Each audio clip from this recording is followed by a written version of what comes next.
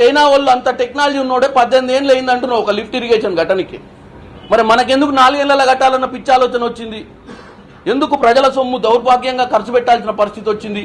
ఇవాళ 8 లక్షల కోట్లు తెలంగాణకు ఎందుకు అప్పు కావాల్సి వచ్చిందని ఈ తొందరపాటు.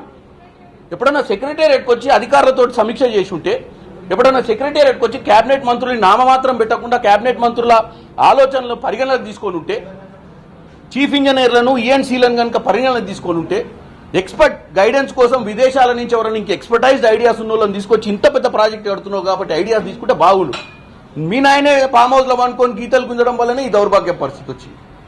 కాబట్టి కేటీఆర్ గారు, తెలంగాణ ప్రజలకు నువ్వు ఎన్ని ముచ్చట్లు చెప్పినా, రోజు తెలంగాణ చేస్తున్నటువంటి పథకాలను తప్పుదో పట్టించినట్టుగా మీరు ప్రయత్నం చేసినా, ఈ కమిషన్లు ఇవన్నీ కాంగ్రెస్ పార్టీకి సంబంధం లేని కమిషన్లు, అది రాష్ట్రంలో ప్రభుత్వానికి సంబంధం లేదు. మీరు కమిషన్లు దండుకునేందుకే కమిషన్లు వచ్చినాయి, కమిషన్ల ముందు హాజరు కావాల్సి వస్తుంది. ఇక చివరిది మళ్ళా మొదటి ప్రశ్ననే, మీ నాయన ఎందుకు ఓపెన్ కోర్టుకు ఒప్పుకోలేదు? ఒక్కడే మాట్లాడాలన్న ఆలోచన ఎందుకు వచ్చింది?